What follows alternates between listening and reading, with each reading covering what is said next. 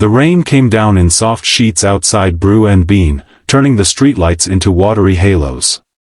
Ethan Harper sat in his usual corner booth, pretending to answer emails while his 7-year-old daughter Lily turned a paper placemat into a glitter explosion. He had exactly 38 minutes until he needed to grab Noah from basketball practice. 38 minutes of semi-quiet in a life that rarely offered any. That was when the door opened and she walked in. She shook rain from a cherry-red umbrella, scanned the half-full shop, and hesitated like someone who'd forgotten how to belong anywhere. Mid-20s, dark hair escaping a loose bun, wire-rimmed glasses fogged at the edges, an oversized knit sweater swallowing her frame. She looked tired, not dramatic, movie-style tired, just the ordinary kind that settles into the corners of your eyes. She ordered chamomile tea and a plain croissant, paid with exact change from a small coin purse, then chose the table right beside theirs. Not next to Lily, but close enough that Ethan could smell the faint lavender on her damp coat. He went back to his screen. 5 minutes passed. Excuse me? Her voice was so soft he almost missed it. He looked up. She was twisting the paper sleeve around her cup. Is that your daughter? She nodded toward Lily, who was now adding purple wings to a stick-figure dragon. Yeah. Lily. She's 7 and currently planning world domination via art supplies. The woman smiled, small, hesitant, but real. She's really into it. I haven't colored since. God, probably middle school. Ethan raised an eyebrow. You want to borrow some glitter? Her cheeks flushed. I sound ridiculous. Forget I said anything. No, wait. He reached into Lily's backpack and pulled out a half-used pack of markers. Here. She's got backups. She stared at the markers like they were precious artifacts. You're sure? Positive. She'll probably demand you draw her a dragon next. The woman, whose name, he would learn 10 minutes later, was Mara, took the markers gingerly and opened her sketchbook.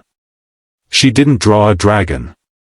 She drew the steam rising from her tea in delicate, curling lines, then added the reflection of the window raindrops on the table. Ethan watched longer than he meant to. Lily eventually bounced over. Hi. I'm Lily.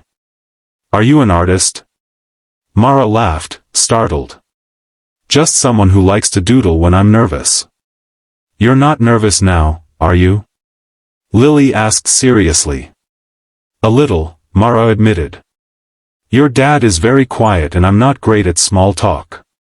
Lily nodded sagely. Daddy's quiet because he's thinking about bills. But he's nice. Mostly. Ethan groaned. Thanks, kid. Mara's laugh was brighter this time. That was how it started. Over the next few weeks, they kept colliding at Brew and Bean like it was fate's favorite joke. Same time, same corner. Mara always with her red umbrella, always chamomile, always borrowing markers. She drew tiny perfect things, a leaf skeleton, the curve of Lily's ponytail, once even a quick sketch of Ethan's profile when he was distracted by his phone. They talked. First about safe things, books, terrible coffee puns, the best rainy day movies. Then about harder things. She'd moved back to town 6 months earlier after a broken engagement that left scars she didn't show anyone. He told her about Sarah, how she died 3 years ago on a Tuesday evening, hit by a drunk driver less than a mile from home. Noah was 4.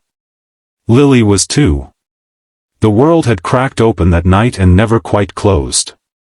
I made a rule after the funeral, he said one Thursday when the shop was nearly empty. No dating. Not until they're both out of the house. Maybe longer.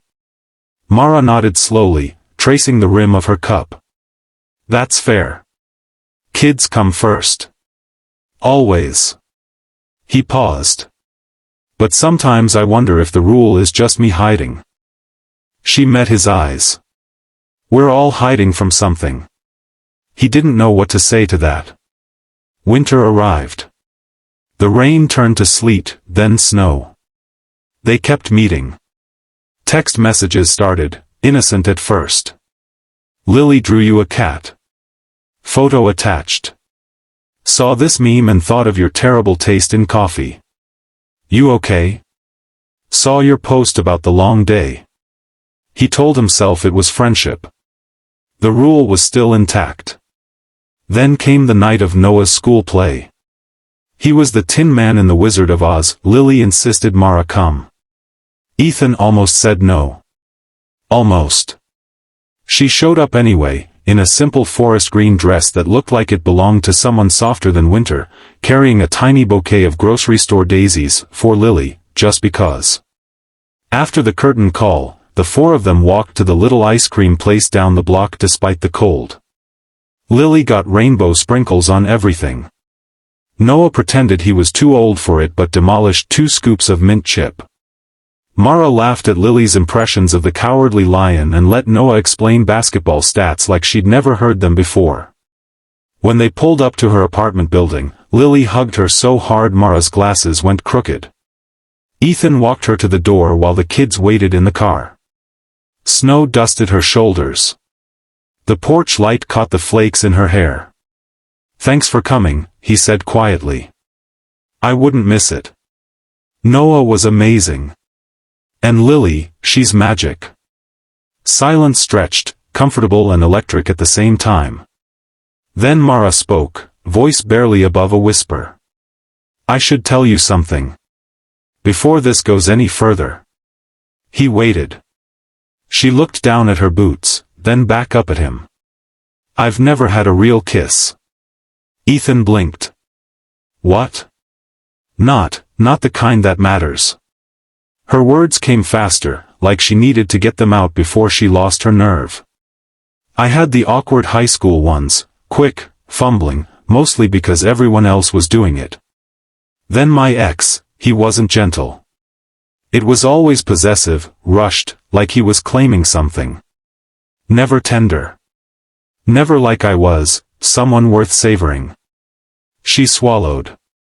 "I'm 26. And I've never been kissed like I meant something." The confession landed like a stone in still water. Ethan felt his chest tighten. "I have a rule," he said hoarsely. "I know. I'm 34. I come with 2 kids and a house full of grief. I know that too. Mara." She stepped closer, just enough that he could see the snowflakes melting on her lashes. "I'm not asking you to break anything. I just wanted you to know. In case it changed how you look at me." It changed everything. He lifted his hand slowly, brushed a damp strand of hair from her cheek. She didn't flinch. She leaned into the touch. "I can't promise forever," he said. "I can't even promise next week. I can only give you right now."